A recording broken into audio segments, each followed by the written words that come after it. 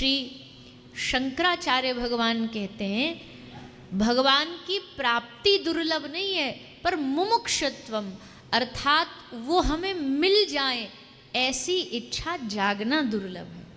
तो उस इच्छा को जगाने के लिए ही भगवान की सत्संग का आश्रय लिया जाता है, शरण ग्रहण की जाती है। अब सत्संग में भी बहुत सारी चीज़ें, अपने धर्म में तो शास्त्रों का, पुराणों का पूरा एक खजाना है। वेद है, उपनिषद है, दर्शन है, शास्त्र है, पुराण है। तो अब इतने सारे पुराण, इतने सारे शास्त्र, इतने सारे वेद उपनिषदों में से भागवत को ही श्रेष्ठ इसलिए कहा गया है। पहली बात तो ये भागवत अंत में लिखी गई। सारे पुराण जब लिख लिए तो अंत में व्यास जी ने श्रीमद् भागवत पुराण को लिखा। क्यों? जो सारी बात न कह पाए या जो सबका सार है वो श्री व्यास जी ने 18वें पुराण श्रीमद् भागवत महापुराण में लिख दिया। और ये भागवत कलयुग को सोच के लिखी गई है, कलयुग के लोगों को सोच के लिखी गई है, कलयुग का समय भविष्य सोच करके लिखी गई है।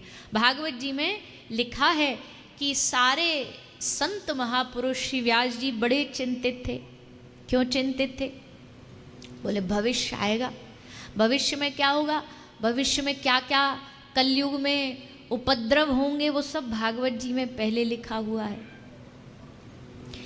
क्या होगा क्या नहीं होगा, सब लोग कैसे, उदरम भरणो जीवा। भागवत कहती है कलयुग में आदमी का जीवन कैसा होगा, उदरम, अपने पेट को भरने में ही सब लोग लगे रहेंगे। बस आज की शिक्षा, आज का जो भी हम क्रिया जो भी कर रहे हैं, उद्देश्य एक ही है, बच्चे को पढ़ने भी इसलिए भेज रहे हैं कि बढ़िया डिग्री मिल जाए और फिर बढ़िया नौकरी मिल जाए।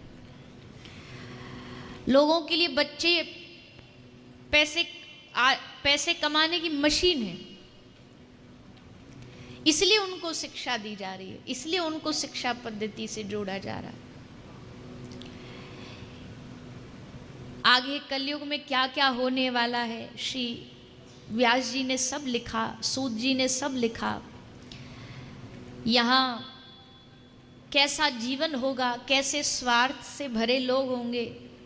शास्त्र तो वैसे भी कहता, गोस्वामी जी ने कहा है कि सुर मुनि जन सब की यह रीति, स्वार्थ लाग करहि सब प्रीति।